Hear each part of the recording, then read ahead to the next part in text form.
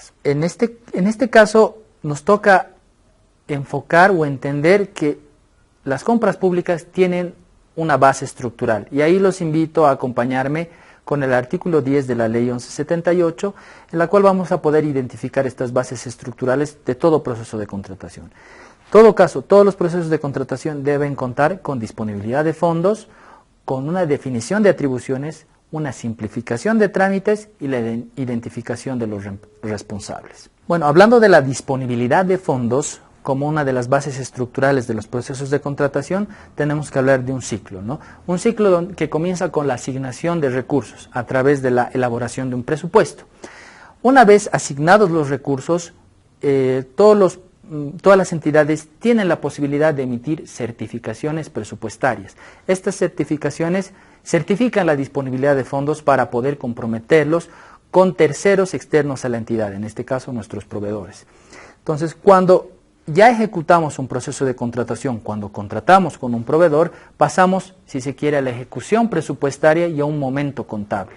Este momento contable, por ejemplo, se llega a denominar comprometido cuando llegamos a firmar el contrato. Cuando nos realizan la prestación y tenemos una deuda con nuestro proveedor, entramos en la etapa de devengado. Y cuando cancelamos o pagamos por la prestación realizada, entramos en el momento contable de pagado. Entonces, se efectiviza una ejecución presupuestaria y ese ciclo continúa, y es una de las bases estructurales de los procesos de contratación, la disponibilidad de fondos. Ahora, hablando de las certificaciones presupuestarias, hay que enfatizar ciertas excepcionalidades. Para los gastos plurianuales, por ejemplo, no es necesario tener una certificación presupuestaria del 100% de la ejecución del proyecto, porque recuerden, en gastos plurianuales los procesos de contratación muchas veces sobrepasan la gestión fiscal. Pueden durar 2 o 3 gestiones este tipo de proyectos. Entonces, para iniciar mi proceso de contratación voy a requerir una certificación presupuestaria, pero por la gestión inicial, en la gestión en la que inicia el proceso de contratación. Y para las siguientes gestiones yo tendré que emitir certificaciones a través de las instancias respectivas que me comprometan los recursos para un siguiente ejercicio. En relación a las contrataciones recurrentes, ustedes sabrán de que en el último cuatrimestre del año se pueden iniciar procesos de contratación para la siguiente gestión. En este tipo de procesos de contratación no existe una certificación presupuestaria como tal. Y la continuidad de estos procesos de contratación está condicionada a la promulgación de la ley del PG de la siguiente gestión. Una vez aprobada y promulgada esta ley, yo puedo continuar con mi proceso de contratación que lo he iniciado una gestión antes. Y eso por un tema de eficiencia dentro de la administración pública. En los proyectos de inversión ocurre lo mismo. Puedo adelantar ciertas actividades, adelantar los procesos de contratación llegando hasta la adjudicación. Y en este caso sí existe una certificación presupuestaria, pero no es emitida por nuestra unidad administrativa o nuestra unidad financiera, sino es emitida por el Ministerio de Economía una vez promulgada la ley del PG de la siguiente gestión, hablando de las atribuciones y las responsabilidades. Si hablamos de las atribuciones, tenemos que identificar quién solicita, quién autoriza el inicio del proceso de contratación, quién adjudica, quién evalúa, y dentro de la estructura funcional vamos a identificar a cada uno de estos participantes dentro del proceso de contratación en el ejercicio de sus funciones, ¿no? Pero aquí en la diapositiva ya podemos ir identificando a cada uno de estos participantes. Y en el ejercicio de sus funciones, estos son responsables por las acciones u omisiones que pueden generar dentro de un proceso de contratación. Para dar algunos ejemplos, los responsables de decidir aspectos dentro de la contratación al momento de calificar serían la comisión de calificación, al momento de adjudicar sería el responsable del proceso de contratación, y al momento de formalizar la contratación, ahí hablamos de nuestra máxima autoridad ejecutiva. Podemos ver dentro de la otra idea de las bases estructurales, la simplificación de trámites. Y ahí quisiera dejar sentada una idea clara. No puedo contratar de la misma manera, por ejemplo, no puedo contratar material de oficina con el mismo procedimiento para la contratación de un bien especializado. Ambos se rigen por criterios diferentes y en eso yo les insto a realizar para todos sus procesos de contratación un ejercicio muy sencillo, donde ustedes tienen que identificar una relación entre el gasto y el riesgo y la complejidad que implique cada proceso de contratación. Entonces, podemos ver dentro de un ciclo de abastecimiento de una entidad de que van a haber contrataciones sencillas, contrataciones que impliquen poco gasto, y para eso existe una modalidad de contratación, la modalidad de contratación menor.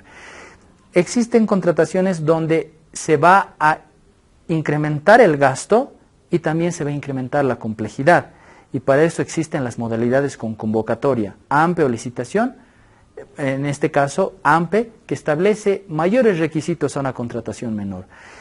Y cuando el nivel de complejidad llega a subir y también las cuantías llegan a subir, ya tenemos ahí nuestras modalidades AMPE mayor y la licitación pública propiamente dicha, donde tenemos una serie de pasos que tenemos que seguir justamente para limitar en la medida de lo posible el riesgo de estas contrataciones, ¿no?, que implican montos grandes. Hablando de la base estructural de simplificar los procesos de contratación, en esta diapositiva podemos ver los diferentes elementos que les mencionaba anteriormente. Tenemos una modalidad de licitación pública, una modalidad AMPE desarrollada dentro de este ordenamiento de actividades de un proceso de contratación, ¿no? Entonces, por ejemplo, las diferencias entre ambas modalidades es que en una licitación pública yo de manera obligatoria tengo que realizar las actividades previas a la presentación de propuestas, ¿no? Y en las modalidades AMPE estas actividades son opcionales, ¿no? Otra gran diferencia es de que en la licitación pública el resultado de las actividades previas que implica la aprobación de un DBC puede ser susceptible de impugnación, aspecto que no se presenta en una modalidad AMPE por su menor complejidad, su menor riesgo en relación a los montos que se manejan, ¿no? De igual manera, los plazos mínimos establecidos para la presentación de propuestas son diferentes. En una modalidad de licitación pública yo tengo mayores plazos mínimos para que los proponentes me presenten sus propuestas. 15 días en convocatorias nacionales y 20 días en convocatorias internacionales. En cambio, por ejemplo, si vemos en la diapositiva, en la modalidad de contratación AMPE mayor a 200.000, yo tengo 8 días para la presentación de propuestas.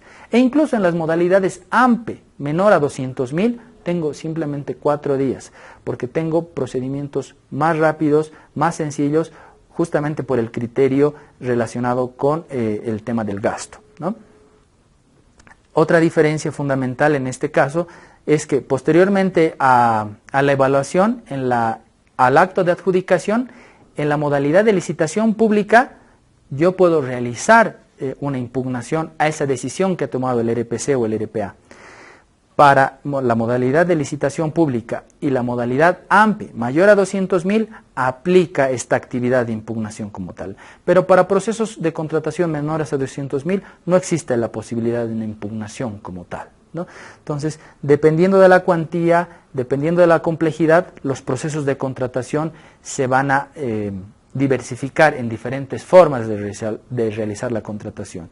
Entonces, en ese marco, las contrataciones que impliquen menores costos van a generar mayores criterios de simplificación. Ahora, hablando de las modalidades de contratación y avanzando en la materia del régimen de las contrataciones públicas, tenemos que hablar de manera preliminar de las contrataciones con convocatoria. Tenemos en estas contrataciones con convocatoria dos modalidades. La modalidad AMPE, ¿no?, que está dentro de un rango de cuantías de mayor a 50.000 hasta el 1.000.000 de bolivianos, ¿no? Y como vimos en la anterior diapositiva, existen diferencias al interior de esta modalidad, ¿no?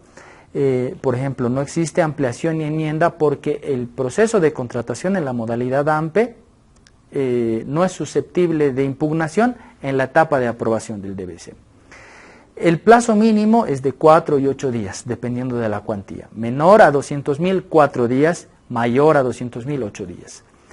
Y los recursos de impugnación solamente se hablen para el acto de adjudicación o declaratoria desierta para aquellos procesos mayores a los 200.000 bolivianos. Y un dato importante en la modalidad AMPE, los modelos de DBC, si bien son de uso obligatorio, contienen elementos referenciales. ¿Esto qué quiere decir? El contrato, por ejemplo, dentro de un modelo de DBC es referencial.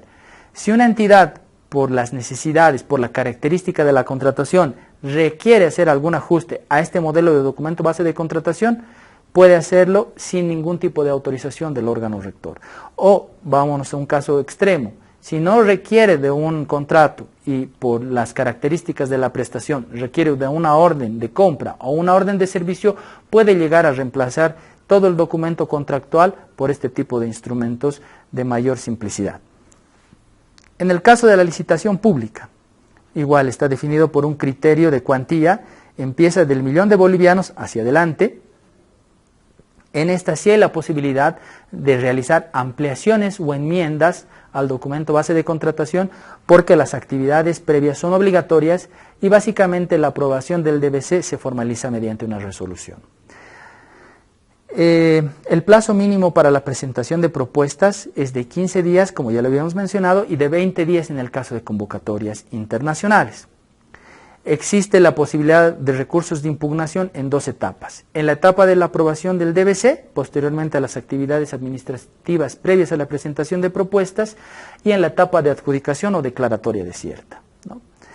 Y finalmente, en relación a los modelos de DBC, hay que enfatizar de que los modelos de DBC son de uso obligatorio en esta modalidad.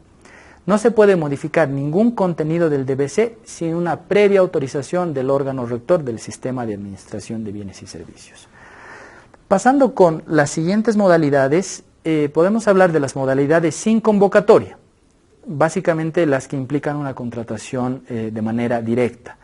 Tenemos la contratación menor, que igual se rige por criterios relacionados con cuantías. Esta se rige desde 1 boliviano hasta los 50.000 bolivianos. Y como les indiqué, el proceso de contratación básicamente está definido en el reglamento específico de cada entidad. Lo único que hace la norma es establecer criterios para esta modalidad de contratación. Nos dice que estas contrataciones deben seguir criterios de economía, criterios de eficiencia y criterios de calidad, ¿no? En relación a la contratación directa, esta sí no se rige por un criterio en relación a montos. Esta es una contratación sin límite de cuantía y básicamente está definida en base a causales. Yo les invito a revisar el artículo 72 de la CNBSAPS, donde van a poder ver todas las causales de contratación directa previstas en la norma básica. También establece la posibilidad de contratar de manera directa a las empresas públicas, siempre y cuando cumplan ciertas condiciones establecidas por la norma básica. Una de ellas es que las condiciones de precio y calidad sean iguales o mejores a las establecidas en el mercado en caso de estas empresas públicas. El procedimiento de la contratación, al igual que la contratación menor, está definido en el reglamento específico de cada entidad. Pero ojo, que en esta modalidad de contratación directa, como se tiene una diferencia por causales, cada causal debe tener un procedimiento de contratación específico. Yo no puedo contratar de la misma manera servicios públicos que la contratación, por ejemplo, de publicidad, o la contratación de bienes con tarifas reguladas por el Estado que la contratación, por ejemplo, de artistas, ¿no? Son procedimientos diferentes que se tienen que desarrollar en los reglamentos específicos de cada entidad según la causal específica. La contratación por excepción es una contratación de manera similar, sin límite de monto, pero la diferencia es de que el procedimiento de la contratación es definido por la máxima autoridad ejecutiva de cada entidad. Hay resoluciones que autorizan la realización de la contratación por excepción y condicionan a que el procedimiento de la contratación sea realizado en el marco de las resoluciones que dicte la máxima autoridad. Y un aspecto importante es de que esta contratación también está definida por causales de contratación específicas. Yo les invito a revisar el artículo 65, y comentarles de una de las causales más comúnmente utilizadas, que es la contratación después de 2 declaratorias desiertas de un proceso de contratación con convocatoria, ¿no? Luego tenemos la contratación por desastres y emergencias, que de manera similar a la contratación por excepción, su procedimiento es definido por la resolución que emite la máxima autoridad ejecutiva cuando autoriza este tipo de contrataciones. Si bien no está sujeta a causales, la condicionante para activar esta modalidad de contratación es de que exista una declaratoria de desastre o emergencia a nivel nacional, departamental o municipal. Bueno, continuando con el tema del régimen de las contrataciones públicas, tenemos que enfatizar el tema de los métodos de selección. Tenemos 5 métodos de selección en las normas básicas del Sistema de Administración de Bienes y Servicios. Calidad, propuesta técnica y costo, calidad, precio avalado más bajo, menor costo y presupuesto fijo. Cada modelo de DBC nos establece qué métodos podemos aplicar según el objeto de la contratación. Tomemos 2 ejemplos. En el caso de bienes, podemos utilizar el método de precio avalado más bajo, calidad, o el método de calidad, propuesta técnica y costo. Esto va a depender del tipo de bien y de los criterios de selección que tenga que utilizar por el tipo de bien. Si estamos hablando de materiales de escritorio, de bienes de una calidad estándar o bienes comunes, es recomendable que se utilice el método de precio avalado más bajo, porque es el que va a tener como criterio de selección de la propuesta a la propuesta que me presente el mejor precio, sin importar la calidad, porque se trata de bienes con una calidad estándar o una calidad intermedia. Pero si estamos hablando de equipos especializados, vehículos u otro tipo de bienes, yo tendría que utilizar el método de calidad, propuesta técnica y costo, donde evalúo y pondero tanto la parte económica como la parte técnica, ¿no? Evalúo, establezco ciertos ponderadores de calificación, uno estas propuestas y selecciono la propuesta mejor evaluada, ¿no? Donde mi criterio de selección va a ser una conjunción tanto del aspecto técnico como del aspecto económico. Ahora, hablando de otros objetos de contratación, por ejemplo, en consultoría, se aplica el método de calidad, propuesta técnica y costo, el método de calidad y el método de presupuesto fijo, ¿no? Y esto tiene mucho sentido en el sentido de las consultorías individuales de línea, valga la redundancia, ya que para contratar un consultor individual de línea, yo ya tengo un monto definido específico de pago, ¿no? Y de acuerdo con las leyes financieras tengo incluso una equivalencia de funciones y de remuneraciones que tengo que seguir. Para eso no me va a interesar conocer una propuesta económica por parte de los aspirantes a la consultoría. En todo caso, lo único que yo voy a evaluar serán los aspectos relacionados con la experiencia y con la formación del personal que yo requiera para que ejerza estas funciones de consultoría dentro de una entidad.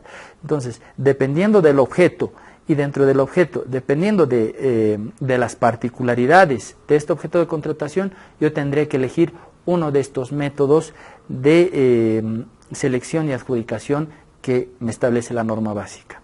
La norma básica también dentro del régimen de las contrataciones podemos hablar de las políticas públicas. Y como enfaticé en la primera parte de esta clase, es importante entender que las compras públicas se constituyen en un medio que dinamiza diferentes elementos dentro de un determinado contexto de un Estado, ¿no? Las compras públicas se constituyen en un medio para alcanzar los objetivos institucionales, pero a su vez se constituyen en un medio para impulsar las políticas que establece el Estado. El Estado está a cargo de generar empleo, de generar productividad, de generar mayores oportunidades de crecimiento a nivel empresarial. Entonces, en el marco de las NBSAPs se han utilizado las contrataciones públicas para impulsar estas políticas. Por ejemplo, tenemos márgenes de preferencia en relación a la producción nacional.